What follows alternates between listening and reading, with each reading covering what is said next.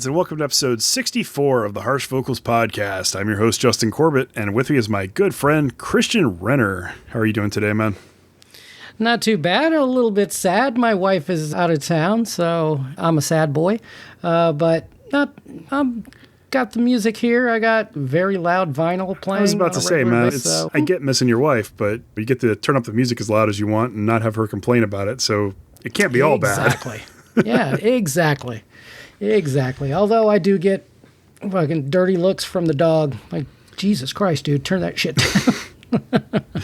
Well, can't make everybody happy. No, you can't. But we're going to make some bands happy. Yes, and some listeners. Happy. Hopefully our listeners are going to enjoy this week's picks. As I mentioned on the last episode, we were kind of in a drought for, a 3-week, 4-week period. Just not a lot of great stuff, but things have started to turn around. On this episode, we have some really great music to talk about, and the first week of next cycle's releases are to come out, and it is fantastic as well. So there's a lot of good music now and a lot of good music on the horizon. So I guess let's just dive right in. What's your first pick for the episode, Christian? My first pick is the band Ripper. We have the album Towards Rebirth. We have death/thrash metal from Talagante, Chile. This is their third on Dark Descent Records. And the track that I picked is Towards Rebirth. I'm going to assume, since this seems to happen a lot with bands from South America, that they only have very few albums over a long period of time. And this band's no different. They have 3 albums in nearly 20 years, which, so what's that breakdown? Almost 7 years, 7 years in between each album. Yeah. Yeah, but I really get the feeling of old school Creator or Sepultura with this album, but with a decided modern edge that makes everything just feel super fresh. Man, I just love this kind of death/thrash hybrid. This here's exactly the way I like it. And mainly it's because of the riffs. Mm-hmm. And man, the riffs on this thing just never stop. There's fantastic guitar work all over this album, but the star of the show is just riff after riff, firing right at you like a machine gun, man. It just never, ever fucking stops. Would you expect anything less from a band called Ripper? I did not. But to be honest with you, at first I was thinking, is that the Tim Ripper Owens band? Did they come back? And then I was like, oh, from Chile. No, they have not. So my final thought on this one is this album doesn't try to rewrite the death/thrash rulebook. It just reminds you how intense that rulebook can sound when it's played with this much speed and conviction. These boys are not fucking around. This is a very tight album. I agree. And it goes by pretty fucking quick, and you're hitting repeat before you realize it. Yeah, I listened to this one 6 or 7 times. It's a lot of fun. Great riffs throughout. Mm-hmm. I completely agree with you. The guitar work is the star of the show here. The vocal delivery is my only minor complaint because there's not a ton of variety. It's pretty samey. Very samey. There are some songs where it fluctuates a little bit. In the title track, Towards Rebirth, you'll see some changes, but it's still essentially all sounds the same. And I like a little bit more variety in my vocals. Still, it's a fantastic album. Like, this is definitely deserving of being a pick. I had a lot of fun with it. It's a great headbanging kind of album just to have fun with. So, great pick. Thank you.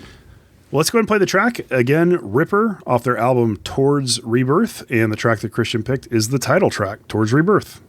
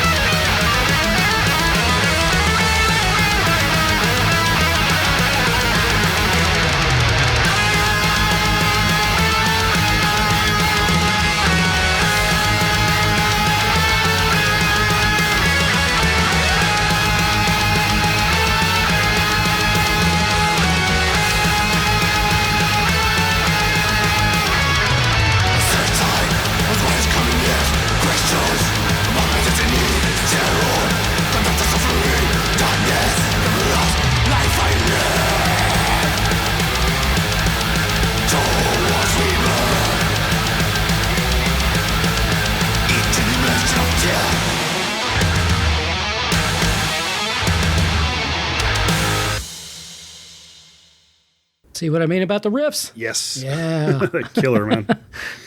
That one there is probably my favorite riff on the whole album right there on that song. I think so too. I do think this is my favorite song on the album. And if I had to pick a song, this would have been the one I chose as well. So good choice. All right. Well, moving on to my first pick of the episode. This is the band Aenigmatum or Aenigmatum. I'm not entirely sure how to pronounce it, but it's Aenigmatum. The album is called Infinitude's Passage. This is progressive black and death metal from Portland, Oregon. Their third full-length album since 2018 on 20 Buck Spin Records. What I love about this is that it has a really oppressive atmosphere throughout all the songs. They do such a good job building up the atmosphere and just making you feel overwhelmed by the sounds that are coming at you, but it doesn't ever have that wall of sound effect. It's just constantly fluctuating and shifting and kind of barraging you with the sound. On top of that, the vocal delivery throughout the thing is stellar. There's a lot of variety, mixed style vocals throughout. That said, the first time I listened to this, I wasn't sure how I felt about it. On first listen, it was just kind of okay. By the 10th listen, I fell in love with it. It's definitely a grower of an album. So if you like the song that I've picked, which is about 7 minutes, it's one of the shorter songs on the album, I highly encourage you to go and listen to the full album because there's a lot in here to appreciate, and the album just keeps getting better and better with repeat listens. What did you think of this one, Christian? I thought it was really good, and there's little moments of tech death in there. Yeah. There's even some psychedelic qualities in there. Yeah, I agree. And especially in the guitars. Yeah, they're doing a lot of stuff here, but they never, ever forget about the almighty riff. And there's a lot of really good riffs on this album, too. So, yeah, I thought it was great. I really liked it a lot. Cool. Well, let's go ahead and play a track. Again, this is Aenigmatum, if I'm saying that right, off of Infinitude's Passage. And the track that I chose is Inseverable.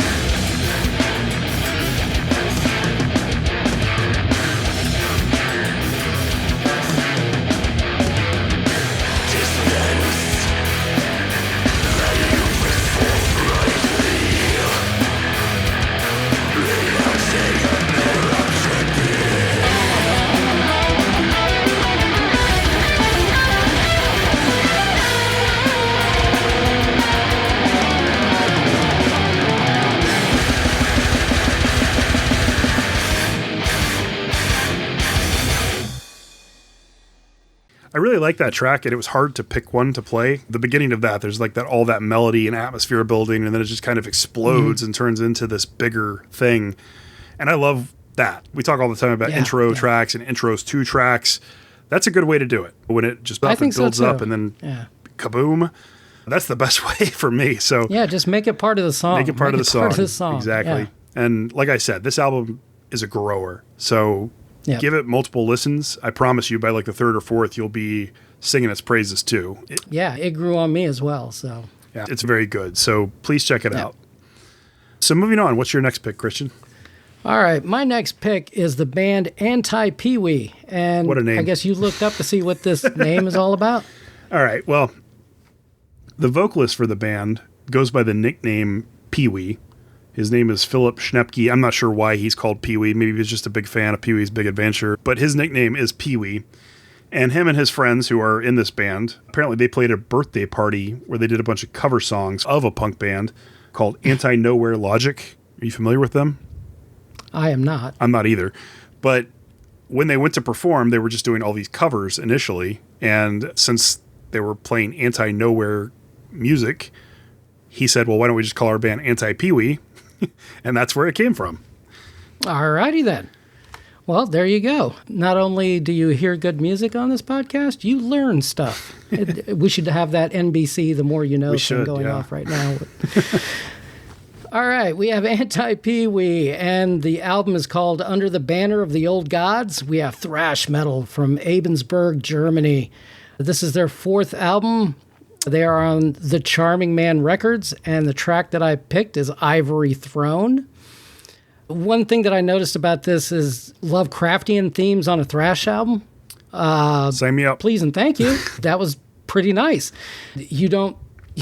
Usually thrash is usually war or get in the pit or whatever, but I've never seen a thrash album talking about Lovecraft. Well, so Revocation's last one was all about cosmic horrors and eldritch stuff.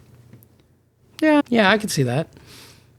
But the band has actually labeled themselves as cosmic horror thrash, and you can hear every part of that description when you listen to this album. This is old school German style thrash with a completely modern feel. You can hear the Creator and Sodom and Destruction influence throughout this thing, but there's an element of Bay Area thrash here as well. And this all helps them to not sound like yet another retro thrash clone, which I think is very important because there's been quite a few retro thrash bands come out that they're not really doing anything new or what we're going to talk about later, innovative or anything. And it just feels like a pale imitation. But these guys are doing something that kind of gives you the feeling of that old school sound, but in a modern way. The final thought for this is Anti-Pee-wee summon the old gods with riffs sharp enough to cut through the fog, proving that German thrash still has plenty to offer. I loved this album from the very beginning. First listen, it's a lot of fun. I thought it was just it's a lot of fun. So much fun. It's not a grower at all. It does get better with repeat listens, but from the very first one, you'll be like, this is just a blast. I do think that the album would have benefited if they had trimmed off like one or two songs. There's definitely like a couple of weaker songs on the album, but they're not substantially weak enough that it affects your enjoyment of the album. It just would have made things tighter, I think. But overall, just so much fun. I know which couple of songs you're talking about, or at least I know of a couple that I would have probably left off, but the songs are so short that you go through them so quick that this album is another album that's fucking over before you know it, and you're just hitting repeat anyway. That's true. So, very true. Overall, it's just a lot of fun. If you're looking for some killer thrashy riffs with great vocal delivery and varied vocals throughout, killer drumming, and thematically something that's really enjoyable, at least for me. Mm-hmm. I'm thoroughly impressed with these guys. This was my first exposure to them, too. I'd never heard of Anti-Pee-wee before. Mine as well. This was really good. I was very impressed by it. It's a memorable name, too. Like, you won't forget them. Yeah. I mean, as soon as I saw it, Anti-Pee-wee, I was like, man, what a terrible name. But you'll never fucking forget it. That's very true. And I was thinking the exact same thing. Yep. All right. Well, let's go ahead and play the track again. This is Anti-Pee-wee, Under the Banner of the Old Gods, and the track that Christian chose is Ivory Throne.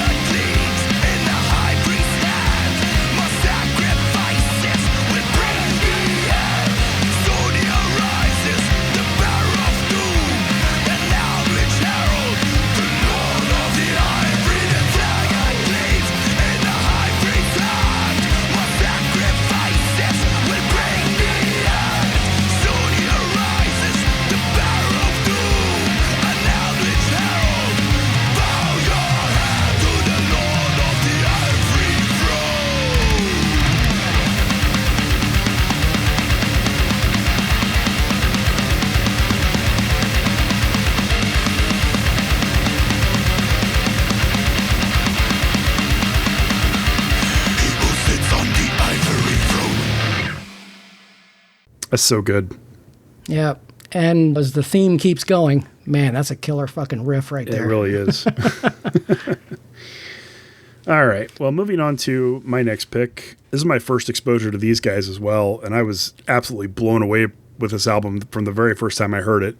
The band is called Chamber of Unlight, and the album is called Avernus. This is satanic black metal from Finland, their second full-length album since 2016 on Werewolf Records. This was originally the solo project of a guy named Necrosis, who is in the bands Chaos Weaver and used to be the vocalist for Shade Empire during the period of Shade Empire where I was a huge fan. So I didn't realize it was the same guy. Makes a lot of sense why I love this so much. Now he's expanded to a full band. Before this album came out, he has other people doing the bass, the drums, all that kind of stuff. So, and whoever he's working with, I think they're all fantastic. I loved this album. Every single song of this album is a banger. There's zero bloat. There's such variety in the songwriting. Some of it's a little bit progressive. Some of it's a little bit more symphonic. Some of it's very straightforward black metal. There's a lot to love if you're a fan of black metal at all in this album. I liked it so much that I bought it on vinyl after like 2 listens. So kudos. This is just absolutely killer. What did you think, Christian? I think I'm going to have to buy this on vinyl as well. Definitely another band that's taken that 90s black metal sound, but polishing it up with all those atmospheric and symphonic moments. It's just an enjoyable album all the way around. And did you notice how the dynamics really shine the more you listen to this album? Yes. There's a ton of stuff going back and forth throughout this album. My first pick, which I haven't gotten to yet, I'll be real honest, I've listened to that album like 30 times, 40 times maybe. It is undoubtedly going to make my top 15. And because I was so focused on that, I don't think I spent as much time initially with Chamber of Unlight, but I've gone back to it more and more this week than I did during the actual 2 cycles we were listening to this. And it's just been on constant repeat for me. It's at least caught up to the other album. And honestly, they're like neck and neck. Either one of them could be a top 15 album for me this year, or both of them will likely be. They're both absolutely phenomenal. I completely agree. And my final thought on this one is Chamber of Unlight resurrects the corpse of 90s Finnish black metal, gives it a symphonic makeover, and somehow manages to make the fucker sound more alive than ever. I love it. Yeah. I had to use a F word in there, so... Nothing wrong with that. No. All right, well, let's go ahead and play the track. Again, this is Chamber of Unlight off their new album, Avernus, and the track that I chose is The Dagger.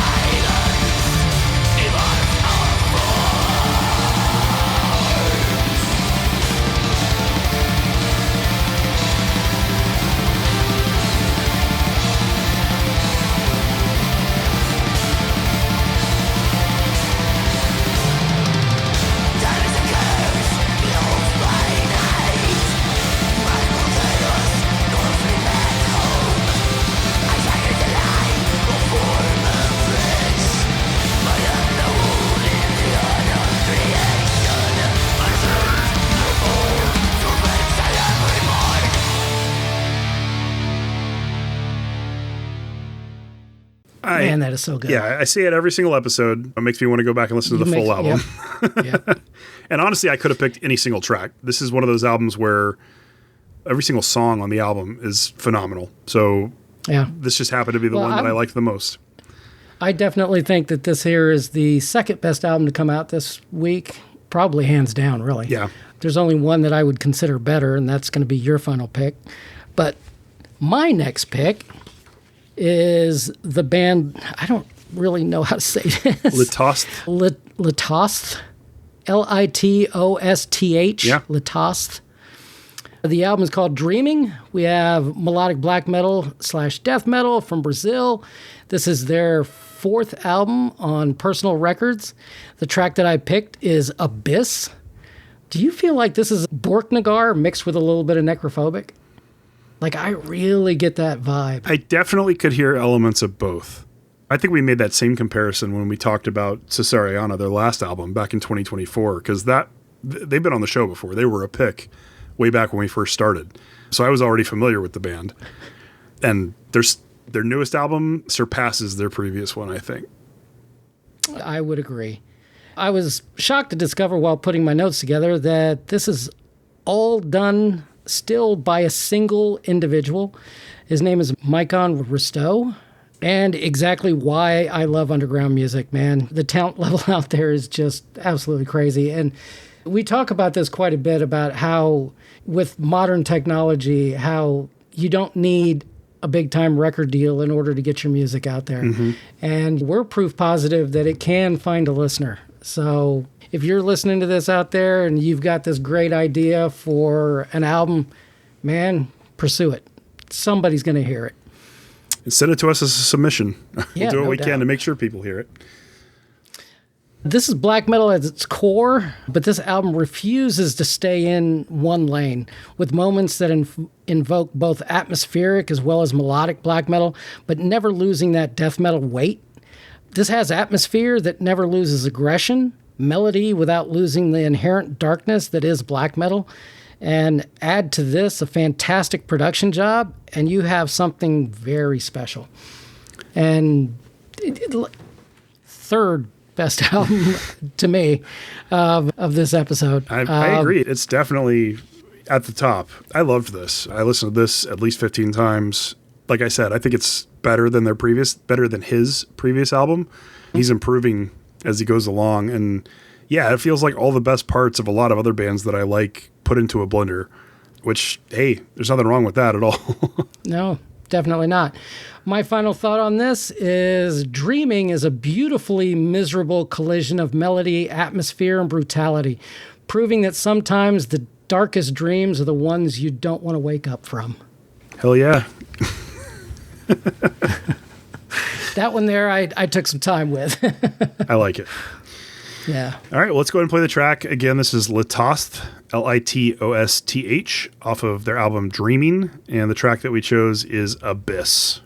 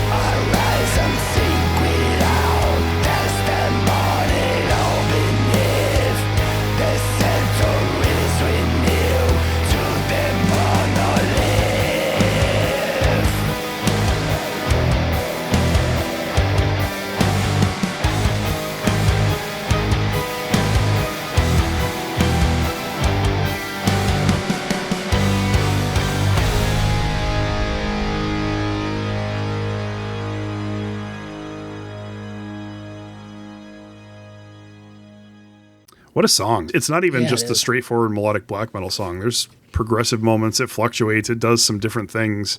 And the whole album's like that. It's a variety in every single song, which I love. I do as well. Just, man, the talent out there. I wish I was Holy that shit. talented. Yeah, no doubt. Wish I was half that talented. Yeah, me too.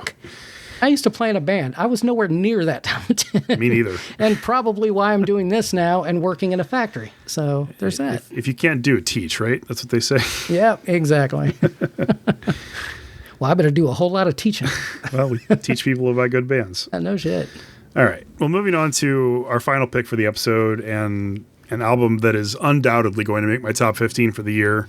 Hands down the best album of the 2 weeks, although Chamber of Unlight's exceptionally close.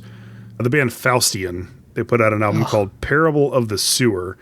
So this is their debut album on Apocalyptic Witchcraft Recordings, but these guys are no strangers to success and Oh, no, they are not. incredibly talented musicians. This is all members of the band Abramelin, who you may know, that black death metal band, and then Werewolves, who you should be familiar with as the most aggressive death metal band out there right now. They wanted to write something that was more of a story-influenced black metal album, I guess, and so they created this Parable of the Sewer album, and I don't know, it's kind of been what I've been looking for this entire year. It feels so into that niche that I've been trying to find of a concept album that is equal parts black metal and death metal with lots of melody, great story built into it, and just so many catchy and memorable hooks and riffs with great vocal delivery and a lot of variety. It's basically a perfect album. I'm completely enamored with it. I bought this one on vinyl too, despite having to pay exorbitant shipping costs since nobody's importing it. And I can't get enough of this. Like I said, this is most likely going to be a top 15 album for me this year. What do you think about it, Christian? I absolutely loved this. And the very first time I heard it, I think I texted you right away and I was like, man, this Faustian album's really fucking good. And this is before I knew anything about who was in the band or anything. And so that is one hell of a super group that you're putting together here. You also didn't mention that one of the members is from Psychroptic. Yeah. Who was in the last episode. Well, every single one of them is in Werewolves, and two of them's in Abramelin, one of them is in Psychroptic, and they're also in a ton of other bands. King, I was talking about King a couple episodes ago, and also online. They're kind of an Immortal clone, a modern sounding Immortal clone. The drummer is the same drummer in King. Go look at the Metallum page for these guys. They're in like 20 bands insane. each. Yeah, it's insane. But in the modern age, that's the only way you're going to make any money at this. You got to be in a fucking 20 damn bands. And like we're talking about talent, man, if you're in that many bands and you can come up with completely different material, that is super impressive to me. Because It's unbelievable. Because like Werewolves has an album coming out next month, I think. yeah. So, I mean, the output from these guys is just crazy. Now, one thing that I found kind of a little bit funny is they've said that their goal is to surpass Anthems to Welkin at Dusk. And that's one hell of a goal. And although I don't think they reach that level with this album, it's undeniably fantastic. It is really fucking good. But yeah, a band that has anthems, in their sights, hey, more power to you. And if you think you can pull that off, I will definitely give that album a listen. Confidence comes through. I mean, you could hear it. Oh, yeah. Yeah. Oh, yeah. My final thought on this is Faustian crawls out of Australia's sewer system with Emperor on the mind, black metal in its veins, and enough evil ambition to make it even the most seasoned metalhead raise an eyebrow. I like it. Yeah. Well, the hardest thing was figuring out what track to play because they're all fantastic, but they're also part of a concept. So the sum is greater than all the parts, but all the parts are also individually stellar. So the track that We should just play the whole album. Yeah, we'll be back in an hour, guys. Enjoy. No. The track that I did pick is the one called Broken Better, which is the second track on the album. And I think it's the most varied track. I think so too. A lot of changes. There's some like pauses and some breakdowns and like just a lot of variety in that particular song that I think will hook you and make you realize how powerful this band really is. And then you'll want to go check out the full album. I cannot endorse this album higher. Please listen to it. It is killer.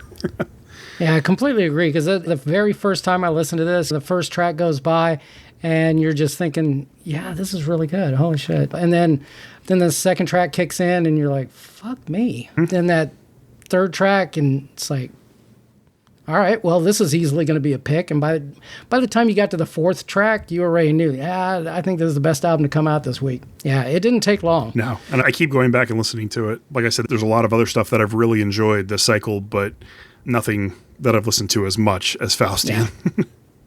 Me either. Although Anti-Pee-Wee got pretty close. Yeah. All right, well, let's go ahead and play the track. Again, Faustian off of Parable of the Sewer, and the track that I chose is Broken Better.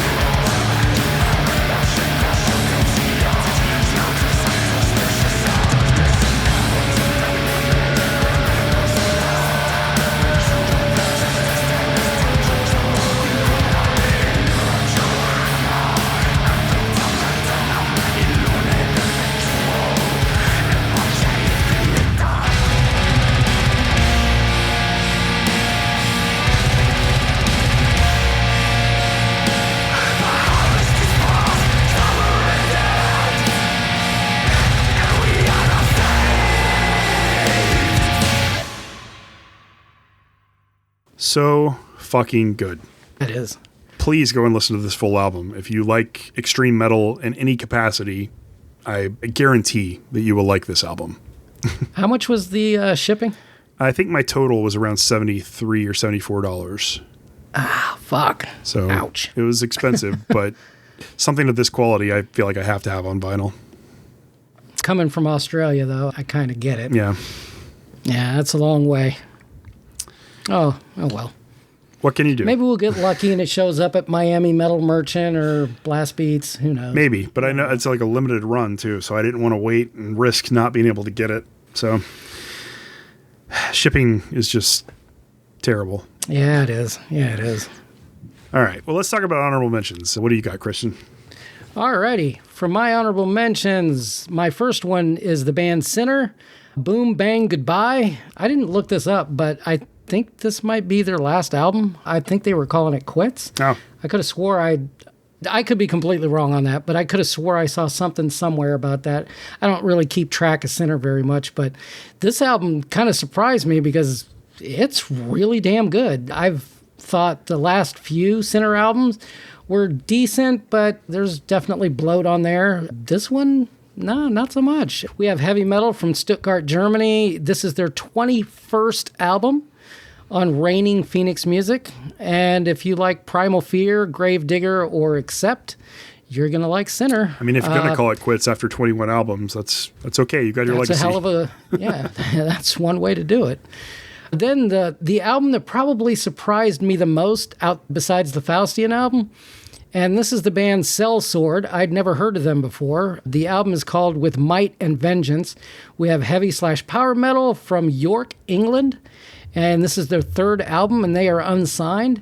And my God, is this album really good. If you like heavy or power metal or traditional metal, even in the slightest, give Sellsword a listen, because this is really fucking good. I was shocked at how much I really enjoyed this album.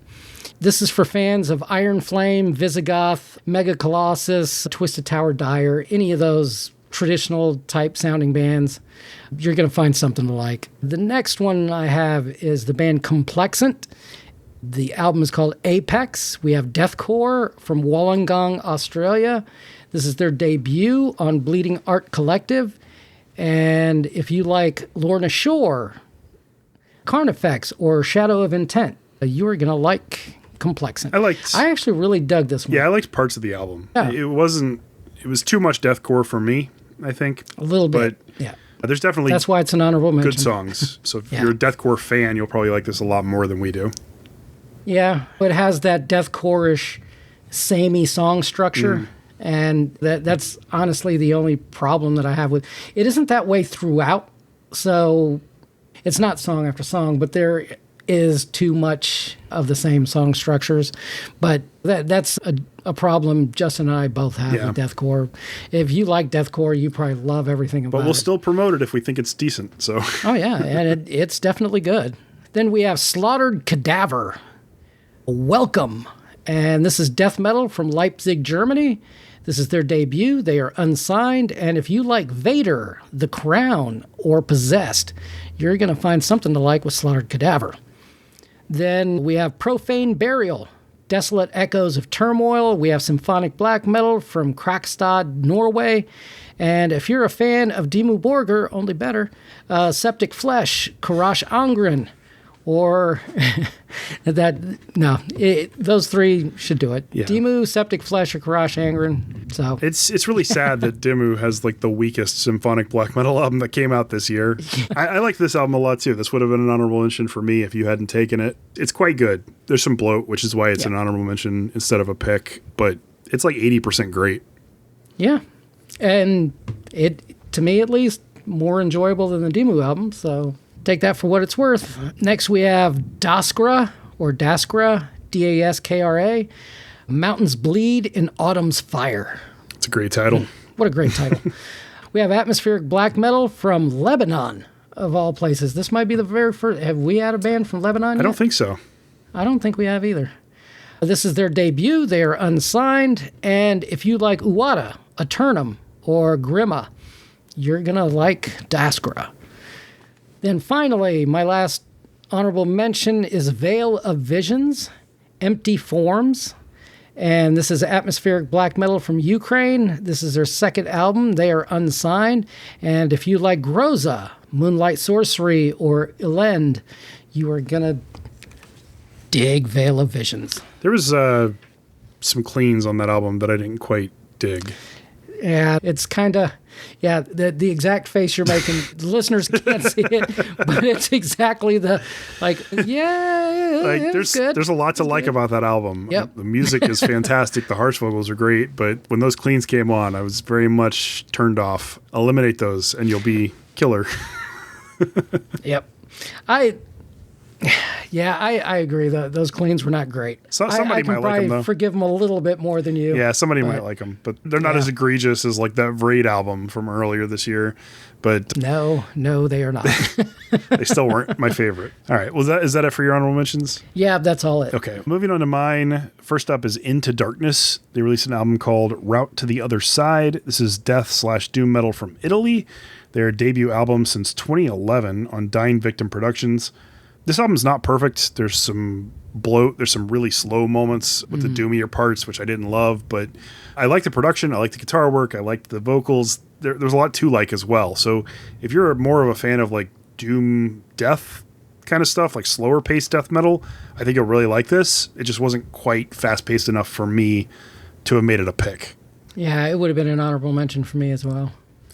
Next is the band Caelestia, Caelestia, Revelations in Black. This is symphonic gothic and death metal from Greece. Every band that comes out of Greece is good. The third full-length album since 2013 on Eclipse Records.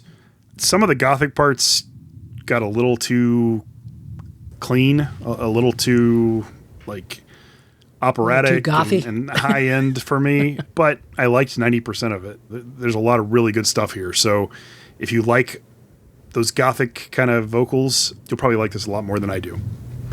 Yep. Still very good. Yeah, definitely. Next is Brian Eckerman with 2 N's, Return to Helmbrook. This is melodic black and death metal from San Antonio, Texas. 10th full-length album since 2014. He's unsigned, and obviously it's his solo project.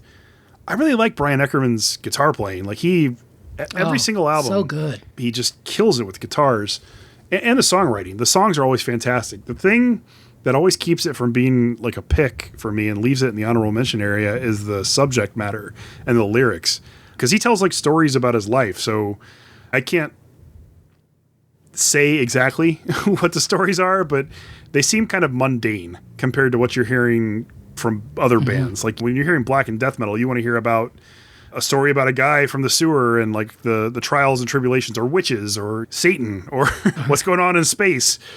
Yeah. A song about a breakup, sure, you get those sometimes, but songs about going to the grocery store are a little more mundane than this stuff. Still, it's put through a killer musical lens. He's incredibly talented. I just wish like his lyrical, thematical stuff was a little more grandiose, and then I'd probably like way more into his music.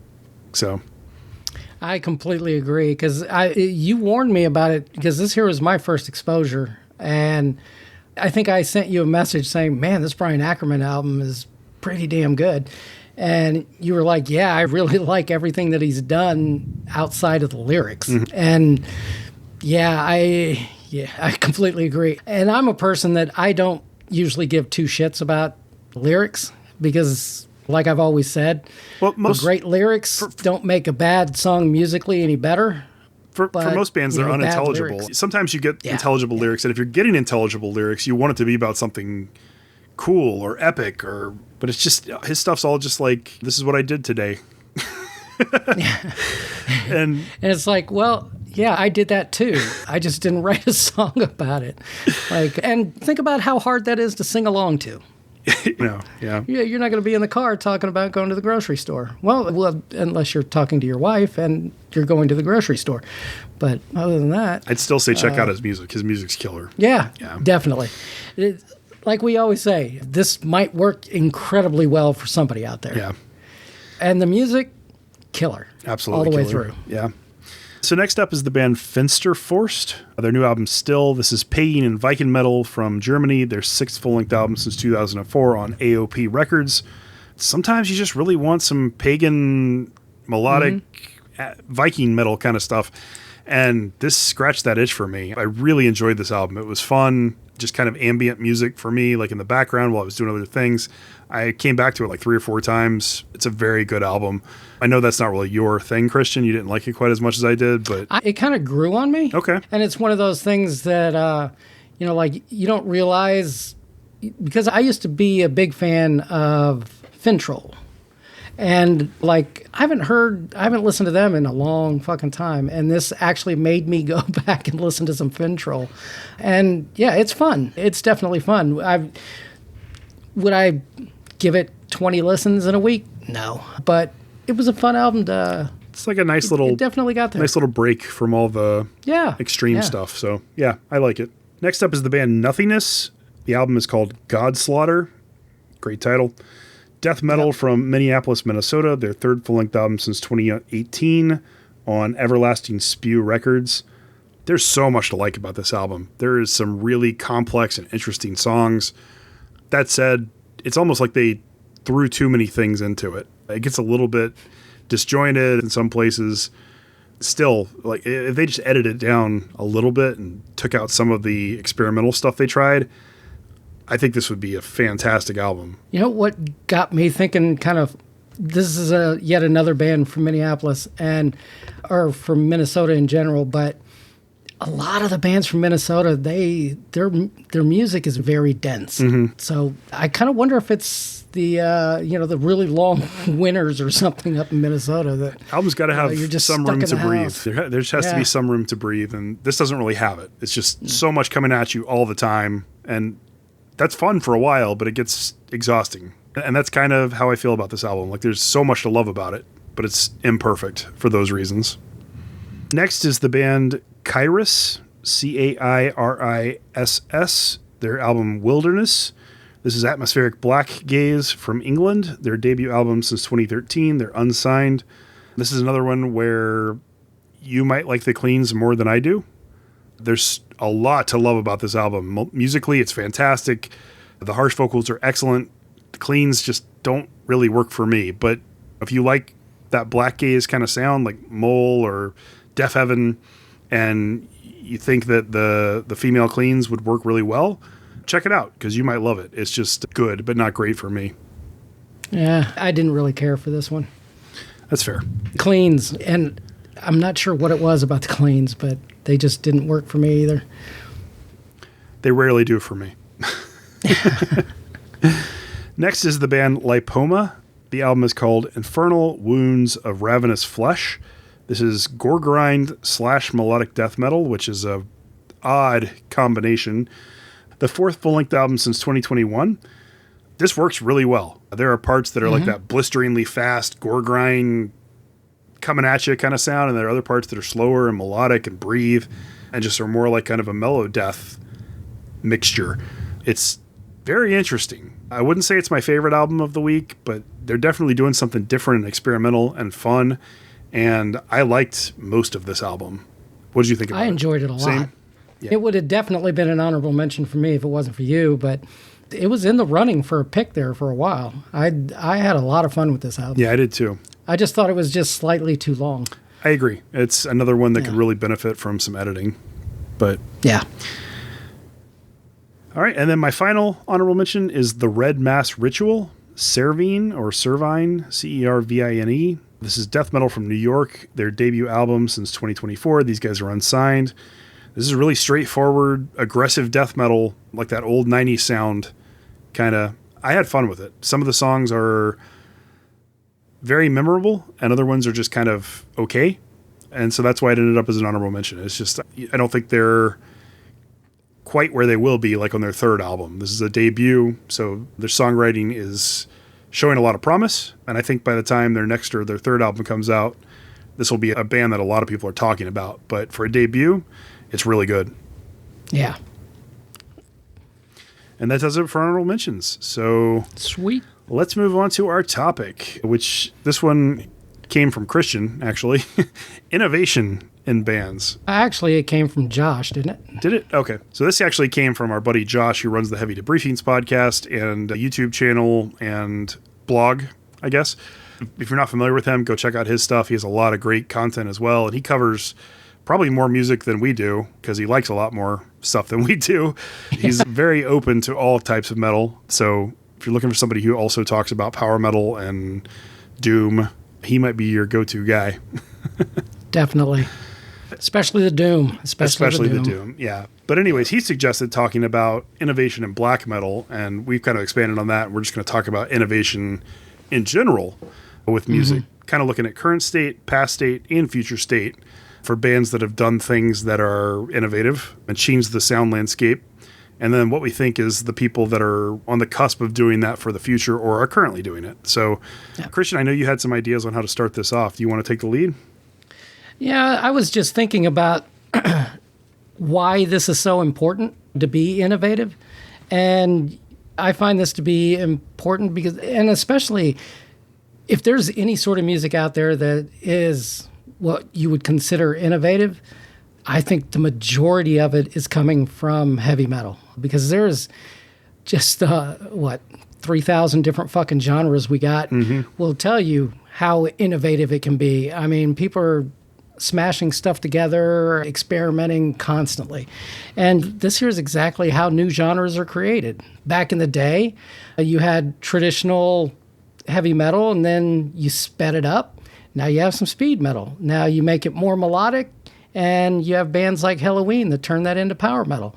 You had growls, and then you got death metal. Yeah. You had screeches and blast beats, then you got black metal. Just little changes. It's crazy how innovate a lot. The smallest little change. And a lot of times it's something that you wouldn't necessarily have thought of. The way Chuck Schuldiner invented fucking death metal. And melodic death metal in the 90s, how that happened. And it's one of those things that you don't really understand it until you hear it. And then it just starts to become ubiquitous. And next thing you know, it's everywhere and you have a whole new genre. But I made a list of some of the bands that I thought were the bands that were pushing innovation the most today. And so my list includes Blood Incantation, Imperial Triumphant, Ulcerate, Oranzi Pazuzu, White Ward, and Zeal and Ardor. And there's tons more, but I didn't want to make a list of 20 or 30 different bands that I thought are definitely trying new things. But I was thinking about what they functionally do. And I consider the most adventurous out of all these bands is probably what Imperial Triumphant is doing. I don't really care for it. It's not my thing, mixing that jazz sound with heavy metal. I'm not a fan of jazz, so I don't think it works for me. See, I actually really like jazz mixed with heavy metal, but I like it when it's peppered in. So if you're listening to Rivers of Nile, they added a saxophone. The Malady album that I was talking about earlier this year, there's a lot of jazzy parts in that. Even Inherits the Void, there's a lot of horns in his latest album. I think jazz and metal complement each other exceptionally well. But what Imperial Triumphant does is a true hybrid of the two. And it doesn't quite work for me. It's very dissonant. Either. Yeah, it's I've never been able to quite wrap my head around their sound. I'll hear songs that I'll think are brilliant, but then I'll try to listen to a full album and I'm just like, this is too much. Yeah, I can't do it either. And they played here live and I saw it live and it translates way better live. Yeah. But after I saw them, I was listening to it on the drive home in the car and I was like, not feeling it. But live, it was pretty cool. It just didn't work for me at the time. So, I don't know. So then we have stuff like the most inventive in the extreme. In that, I definitely give to Blood Incantation. They are definitely doing new things every single album. They don't really stick to one path. They just take it all over the place. Well, when you consider Blood Incantation, they're another one of those bands that's just comprised of multifaceted, incredibly talented musicians across the board. Because if you think about it, all the same guys in Blood Incantation are also in Wayfarer, are also in Stormkeep. So not only are they capable of doing very progressive death metal that sounds like Pink Floyd prog rock with occasional death metal growls. They also are capable of doing symphonic black metal. They're also capable of doing Western black metal. Those guys are just innovators, period. Like, they're some of the most prolific and innovative musicians operating today.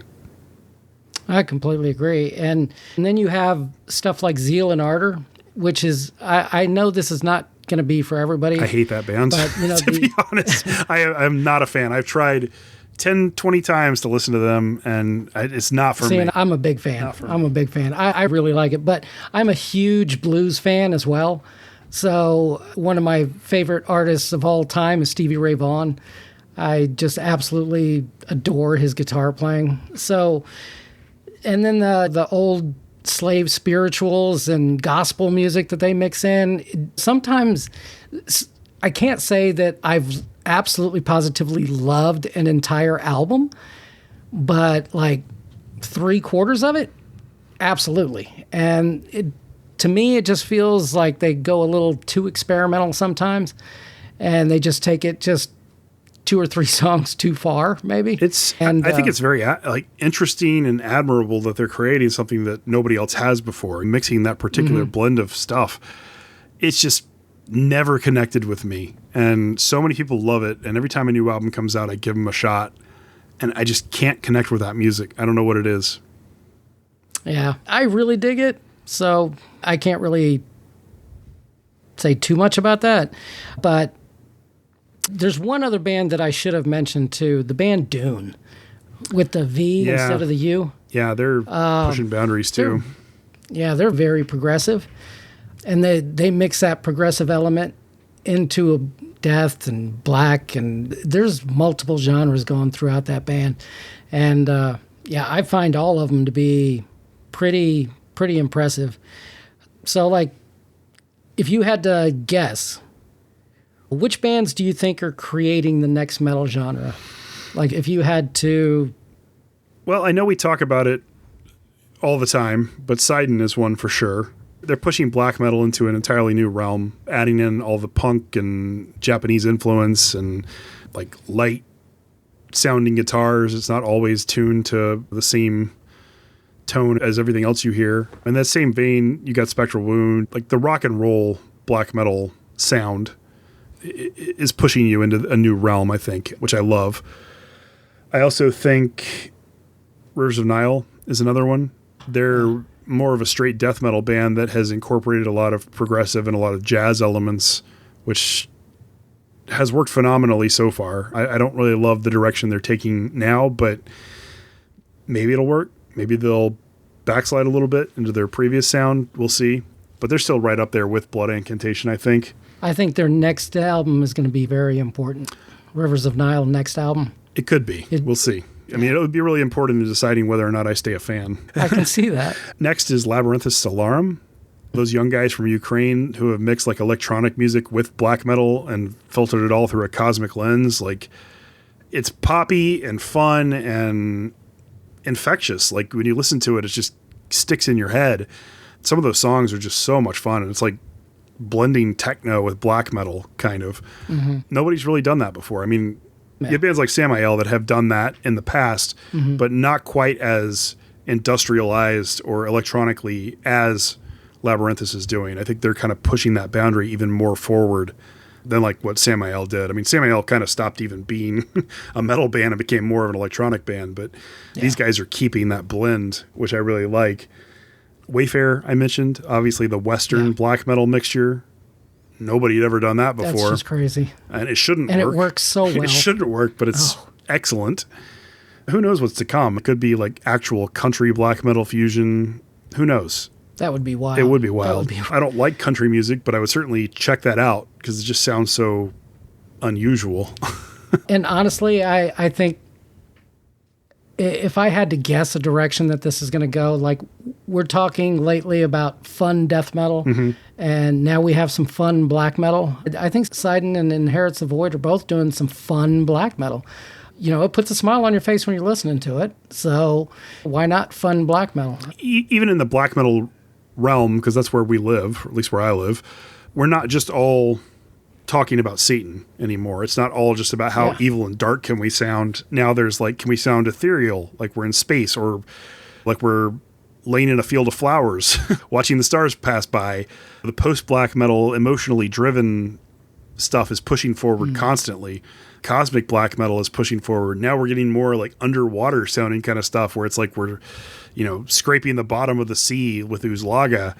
There's a lot of bands that are trying to capture a sound or a feeling of unexplored places or unexplored feelings. And I love that those are the things that are driving at least my preferred genre forward. Yeah. Death metal, I think progressive mixed with death metal is where that's going to continue to grow.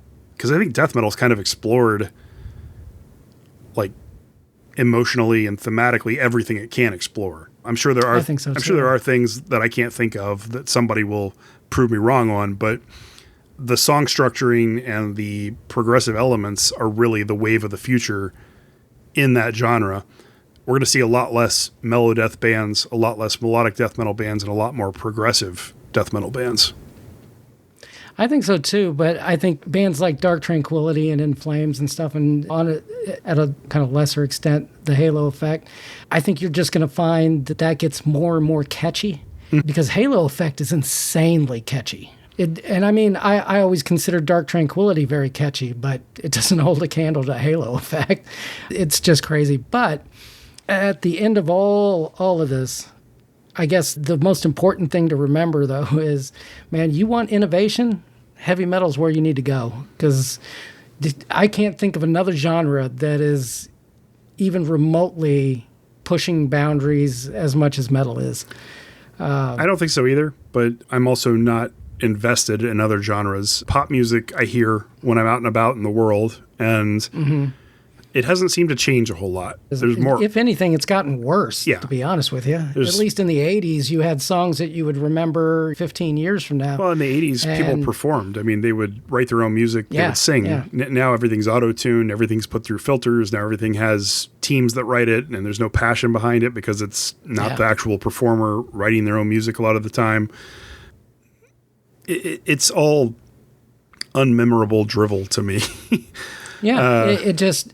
you listen to it, it's like gum. You chew on it for a little while and then you spit it out. And are you going to buy the album? Probably not. You probably listen to it on Spotify a couple of times and then you move on to something else. Pop consumers, people that like pop music, they buy songs. They go to iTunes and they're like, I'm going to buy this single that I like. It's unheard of for a metal fan to buy a single. It just doesn't happen. Like, we listen to albums. I don't think I've ever bought a single. Yeah, ever. I consume albums, and every single metalhead I've ever talked to is an album consumer. We're not single consumers. It's a totally different mindset.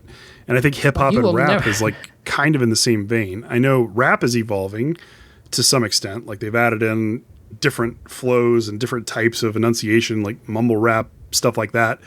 So there is some variance there, but at its core, it's really just a guy talking fast over a beat track. There's not a whole lot you can do with that. Whereas metal has so many moving parts. Changing your cadence is about it. Yeah. So what are you going to do? Country is really the only place I think there is a lot of room for innovation. I think country could evolve tremendously, but... Yeah, there's definitely a difference between, old school country, which is stuff my parents listened to, versus what's popular now, which I couldn't tell you. I don't listen to it, but I don't either. But I live in Texas, so I'm exposed to it enough, right? Yeah, I'm sure you are.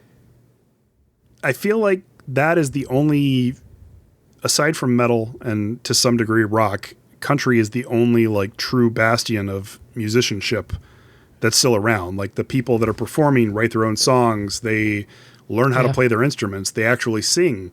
They don't really rely on technology to make their lives easier like so many of the more popular genres do. Metal, obviously, it's very much DIY. I think country's that way too. So I have a lot of respect for that genre, even though I don't prefer it. So yeah, that's kind of what I feel about the current state of music. I wish metal was just bigger in general. And it's surprising to me, but music's cyclical. I'm of the opinion, give it 10 years and will metal ever reach the heydays that it had in the 80s and 90s? I don't know if it'll ever get to that level again, but It could. I don't see why not. It really depends on how social media decides to push it and who the big gateway bands are, right? As metalcore, because metalcore and deathcore are both fairly mainstream at this point, and their audiences are pretty massive. I mean, you look and see like people that went to a, I don't know, Motionless in White or a Slaughter to Prevail concert, and it's 10 times what you'll see at a 200 Stab Wounds concert. Oh, yeah. Which to me seems ludicrous, but I get it because it has more mass appeal. Back in my day, I was listening to Slipknot and Static X and Fear Factory, and those bands had huge draws before I became more into the heavier stuff. So, I mean, nu metal was kind of the resurgence, and I don't know if we'll get another one, but if we do, it's probably going to be metalcore oriented. Sleep Token's making a push, which, I'm not a fan of Sleep Token. I mean, it's not, I shouldn't say because it's just not for me. But when that kid, Ozzy, let's was pause on Sleep hyping Token. up. Let's pause on Sleep Token because they're not really metal, right? They have some blast beats in a few of their songs. They have some fast guitar parts in a few of their songs. They have segments that you could call metal, but they are mostly like an R&B pop band that has incorporated some of our music into their stuff. And if that is what becomes a gateway for people checking out real metal, great. They have a metal aesthetic. They do the masks and the cloaks, and they want to be MGLA. Go for it. I get that, but they're at best metal adjacent, like Ghost. They're not really a metal band. Yeah. Ghost I consider just a hard rock band, really. I enjoy them, but I like Ghost's earlier stuff a lot. Yeah. You know, it's more like satanic doo-wop is what we've jokingly always called it. And it is. But they had some great songs. Their later albums I haven't loved as much, but it's definitely not metal. It's metal adjacent. No. Because of the aesthetic and because there's overlap in their fans, but they're not a metal band. No. Oh, I think that should just about do it for that topic. Well, I think it was interesting to talk about where we think the future might go with innovation. I think black metal and death metal, and maybe even thrash metal, have the most room to grow. There are no hard or set rules in those genres about what you can do with it. So they're as malleable as you want them to be. And we've said that since day one on the show. Those are the most malleable genres. And I'm excited for the future to see what comes about next because I'm constantly being surprised. So am I. And like we keep talking about, the level of talent out there, it's ridiculous. So yeah, so much. You never know what's going to happen next week. All right. Well, that does it for our topic. Let's move into our pickups. Have you picked up anything cool recently, Christian? I picked up a few albums from a buddy of ours, Cryptos. He was trying to raise a little bit of money after his car accident. So I bought some Overkill albums from him. I bought Under the Influence, Taking Over, I Hear Black, and The Years of Decay. I didn't have any of those on vinyl. I just never bothered to pick them up, but he had them for a good deal, so I picked that up. And I also picked up Hecate Enthroned, The Corpse of a Titan. He was also selling that one. I jumped on that. I liked that album. So, yeah, it's a really, really good album. And believe it or not, I just learned that I was saying Hecate wrong this entire fucking time. I thought it was Hecate. So there you go. I always said Hecate. I now learned. I know it's 3 syllables now, and I thought it was 2 this entire time. So, hey, now I know. But that's all I got. I got some stuff on the way. Some of the stuff that we mentioned from last episode. I got that Niveus album on the way. Nice. Blast Beats Vinyl had Nazgore. So yeah, I told you about that. that. I grabbed that one too. Yeah.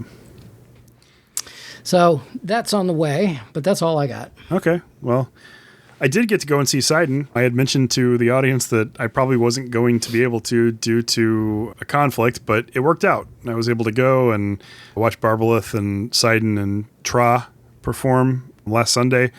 That was a killer show. It was so much fun. Good. I'm glad I got to go. Barbalith I really liked more than Tra, but they're both fantastic live. Sidon, of course, was killer. I just wish they had played Beat to Death, but still the set list was really good. I picked up the Sidon and Traw split because that was really the only Sidon vinyl I didn't have, as well as a shirt. And I met some new friends there, so shout out to Sally and Jace for checking out the show. And then other things I picked up, Nazgor, A World Ablaze. Love that album, still in my top 10. Now that Blast Beats got it in, I had to grab it. Aldiort, The Wild Divine. Blast Beats got that in as well, but I think I snagged the last copy before I told you about the other one. So sorry about that. Also got my copy of the Fire Magic album from earlier this year. I ordered the Faustian album. I ordered the Nivius album during Bandcamp Friday so that most of the money would go to him. And then I ordered that Chamber of Unlight album that I was talking about earlier. So I need to order that. I've got a lot of good stuff on the way. It just keeps going. Yep. It's been a pretty good year so far, aside from that 3-week stretch. Yeah, it has. Yes, it has. All right. Well, moving on to our submission track. This one comes from a band called Gunk with an exclamation point. That's Gunk exclamation point. They have an album out called FEMICIDE. This is actually the band of our writer for the website's girlfriend. So Moldy Dinosaur, you may be familiar with him, Raul Perez. He posts a lot of articles on our website. He's really clued into like the underground black metal, underground punk scene, and he writes about a lot of variety of stuff. Anyways, his girlfriend is in this band, and it's an all-female punk band with a message. They have their vinyl release party at the end of August, so the vinyl will be available on Bandcamp if you want to go and support them. And they also have the first music video for the album coming out for the track FEMICIDE, which is the title track for the album, at a later date. But it's going to some festivals, I believe he said, so it might be a few more weeks before it's available to actually view on YouTube. Still, the album's already been released, so if you want to check it out, it's a pretty fun, fast-paced punk metal hybrid album. It's only about 15 minutes, and there's 7 tracks. These guys are from Colorado. Their second full-length album so far. I had a lot of fun with it. It's a quick, fun, energetic, fast-paced, aggressive listen, and then you can just spin it again if you want to. So if you like this, I think you'll like the full album. I'd say check it out. What did you think, Christian?